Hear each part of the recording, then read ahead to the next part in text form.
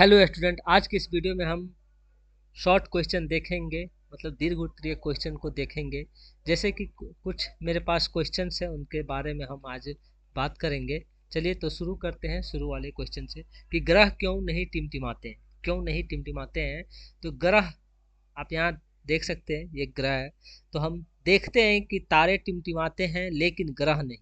इसका कारण यह है कि तारे हमसे बहुत दूर होते हैं, इसीलिए वो हमें एक बिंदु मतलब पॉइंट जैसे दिखाई देते हैं। जब तारे का प्रकाश पृथ्वी के वायुमंडल हवा की परत से होकर आता है तो हवा की परतें उसे हिला डुला देती है। इसी वजह से तारा टिमटिमाता हुआ दिखाई देता है। ग्रह तारे की तुलना में हमारे ज़्यादा पास होते हैं, इसीलिए ग्रह हमें छोटी गोले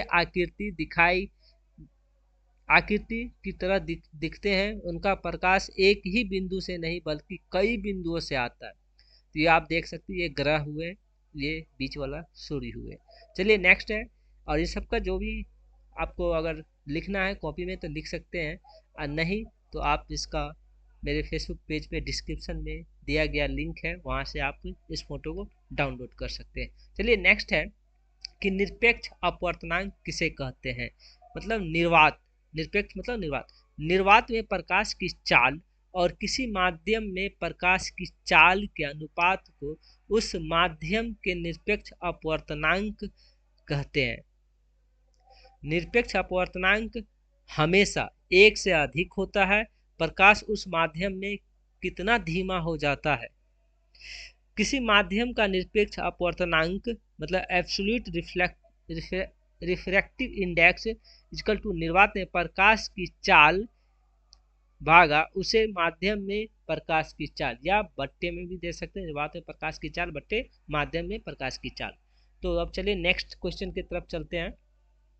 दूरदृष्टि क्या है? दूरदृष्टि क्या है? ये इस टाइप का भी क्वेश्चन आएंगे और इस तरह से आप लिखेंगे तो एक भी मार्क्स कम आने की चांसेस ही नहीं बनती है। चलिए तो देखते हैं कि दूरदृष्टि एक नेत्र दोष है, मतलब आई डिफेक्ट है, जिसमें व्यक्ति को दूसरे की वस्तु साफ दिखाई देती है लेकिन पास की वस्तु धुंधली दिखाई देती है।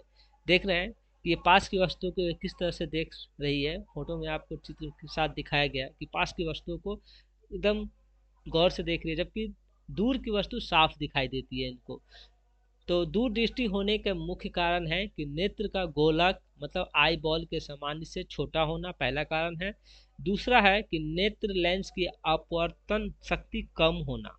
दूरदृष्टि को उत्तर लेंस से ठीक किया जाता है। दूरदृष्टि को किससे ठीक किया जाता है? उत्तर लेंस से ठीक किया जाता है। चलिए नेक्स्ट है, नेक्स्ट क्वेश्चन की तरफ बढ़ते हैं कि विद्युत चुंबक इलेक्ट्रोमैग्नेटिक से आप क्या समझते हैं। इस टाइप के भी क्वेश्चन एग्जाम में भर भर के देखे जाते हैं, तो इस टाइप के क्वेश्चन को आप छोड़िएगा नहीं और इस तरह से लिखिएगा। चित्र फिगर जरूरी नहीं है, बट ये जो लिखना आपको मार्क्स के हिसाब से लिखना बहुत जरूरी है। तो विद्युत चुंबक ये समझाने के लिए मैंने फिगर लगा रखे हैं। विद्युत चुंबक मैग्नेटिक से आप क्या समझते हैं? विद्युत चुंबक वह चुंबक होता है जो विद्युत धारा इलेक्ट्रिक करंट के प्रवाहित होने पर चुंबकीय गुण मैग्नेटिक प्रॉपर्टी प्राप्त करता है। सरल शब्दों में, जब किसी लोहे के टुकड़े पर तार लपेटकर उसमें विद्युत धारा प्रवाहित की जाती है तो वह लोहे का टुकड़ा चुंबक की तरह कार्य करने लगता है।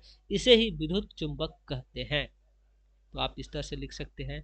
चलिए नेक्स्ट इस पे देखते हैं कि विद्युत बल्ब में निष्क्रिय गैस क्यों भरी जाती है।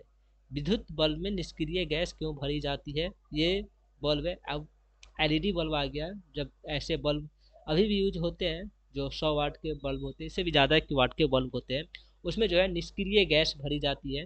क्यों भरी जाती है, यही पूछ रहा है आपका क्वेश्चन है। तो इसको आंसर देंगे कुछ इस तरह से कि विद्युत बल्ब में निष्क्रिय गैस, इनर्ट गैस जो पीरियोडिक टेबल के 18 एलिमेंट में होते हैं,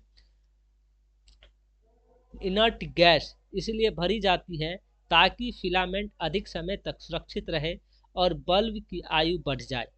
फिलामेंट, ये जो रेड वाला दिख रहा है आपको जो जलता हुआ, वो जो है फिलामेंट है, उनकी आयु बढ़ जाए। बल्ब का फिलामेंट टंगस्टन का होता है, ये जो है टंगस्टन का होता है। यदि हवा, ऑक्सीजन हो तो टंगस्टन जलकर जल्दी खराब हो जाता है। निष्क्रिय गैस जैसे आर्गन, सॉरी यहाँ पे नाइट्रोजन दिया गया है, ये नाइट्रोजन नहीं होगा, इसको मिटा नहीं। आर्गन ऑक्सीजन से प्रतिक्रिया नहीं करती। निष्क्रिय गैस टंगस्टन के वाष्पीकरण को कम करती है, जिससे फिलामेंट धीरे धीरे पतला होता है। फिलामेंट लंबे समय तक सही रहता है, इसलिए बल्ब ज़्यादा समय तक जलता है। एक बार और बता देते हैं कि ये नाइट्रोजन यहाँ पे निष्क्रिय गैस नहीं होगा, ये बाय मिस्टेक हो गया है, आप इसे नहीं लिखिएगा। चलिए नेक्स्ट है कि विभवांतर, पोटेंशियल डिफरेंस से आप क्या समझते हैं? पोटेंशियल डिफरेंस से आप क्या समझते हैं? विभवांतर, आप विभवांतर टाइप के भी क्वेश्चन आपको फिजिक्स में बहुत सारे देखते हैं एग्जाम में, और कोई भी एग्जाम हो, चाहे बोर्ड एग्जाम हो, चाहे सीबीएसई एग्जाम हो, चाहे गवर्नमेंट के कंपटीशन एग्जाम हो, इस तरह के क्वेश्चन दे ही रहते हैं। दो बिंदु कंपटीशन एग्जाम में ऑब्जेक्टिव टाइप के रहते हैं जो यहीं से बनते हैं। दो बिंदुओं के बीच प्रति इकाई आवेश को एक बिंदु से दूसरे बिंदु तक ले जाने में किया गया कार्य उन बिंदुओं के बीच का विभवांतर कहलाता है। क्या है? दो बिंदुओं के बीच प्रति इकाई आवेश को एक बिंदु से दूसरे बिंदु तक ले जाने में किया गया कार्य उन बिंदुओं के बीच का विभवांतर कहलाता है। सरल भाषा में अगर इसी को कहें तो विद्युत धारा के बहने का कारण विभवांतर होता है। जहाँ विभवांतर होता है वहीं धारा बहती है। V इक्वल टू W/Q, जहाँ भी विभवांतर होता है, W किया गया कार्य है, Q जो है आवेश है, विभवांतर की SI मात्रक या SI इकाई वोल्ट होती है। ये चीज मोस्ट इम्पोर्टेंट है, जिससे की बात मैं कर रहा था कि गवर्नमेंट कंपटीशन एग्जाम में इस तरह के क्वेश्चन पूछे जाते हैं कि विभवांतर की SI मात्रक, SI इकाई, और 4 टाइप ऑब्जेक्टिव क्वेश्चन दिए गए थे। और बोर्ड एग्जाम में भी अब ऑब्जेक्टिव टाइप क्वेश्चन आते हैं तो इस तरह के ही क्वेश्चन रहते हैं कि विभवांतर की SI इकाई क्या है, तो उसका वोल्ट में हम पिक करके आएंगे, गोला मार के आएंगे।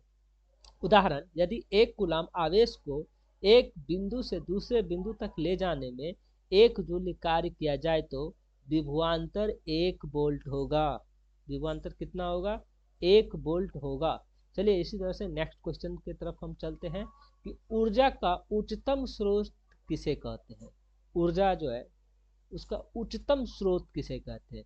ऊर्जा का उच्चतम स्रोत से तात्पर्य ऐसे स्रोत से है जो ऊर्जा पाने के लिए सबसे मूल, अल्टीमेट और सबसे व्यापक रूप से उपयोग होने वाला स्रोत होता है। विज्ञान में इसे अंतिम ऊर्जा स्रोत, अल्टीमेट सोर्स ऑफ एनर्जी कहा जाता है। सन, सूर्य को ऊर्जा का उच्चतम स्रोत कहा जाता है। जीवन, मौसम, जल चक्र, पौधे का प्रकाश संश्लेषण, ये सभी सूर्य की ऊर्जा पर निर्भर है।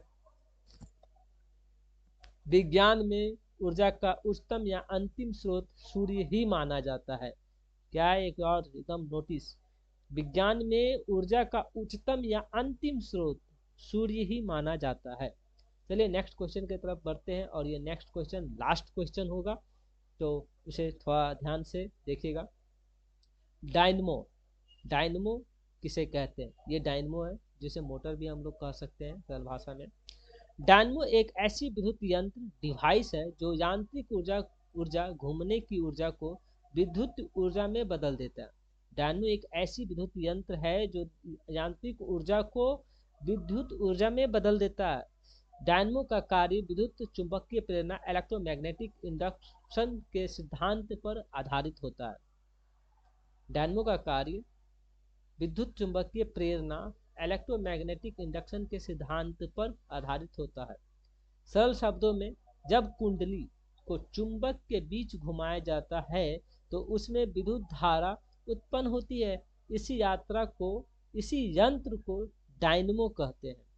डायनमो का उपयोग जो है यहाँ पे दिया गया है। डायनमो का उपयोग मोस्ट इंपोर्टेंट है, आपको एग्जाम में इस तरह से भी पूछ सकते हैं कि डायनमो का उपयोग को लिखें, तो आप इस तरह से कुछ लिखे कि साइकिल की लाइट्स जलाने में, अब तो नहीं आती है, बट साइकिल में पहले एक आगे में लाइट होती थी, टायर में उसका डायनमो लगा रहता था। साइकिल की लाइट जलाने में, बिजली घरों में विद्युत उत्पादन के लिए किया जाता है, टॉर्च और आपातकालीन लाइट में भी किया जाता है, वाहनों में बैटरी चार्ज करने के लिए और प्रयोगशाला में विद्युत धारा उत्पन्न करने हेतु किया जाता है।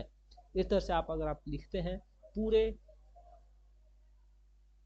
इस क्वेश्चन को, जो बोर्ड एग्जाम में भर भर के क्वेश्चन देखे जाते हैं और यहीं से क्वेश्चन आते हैं।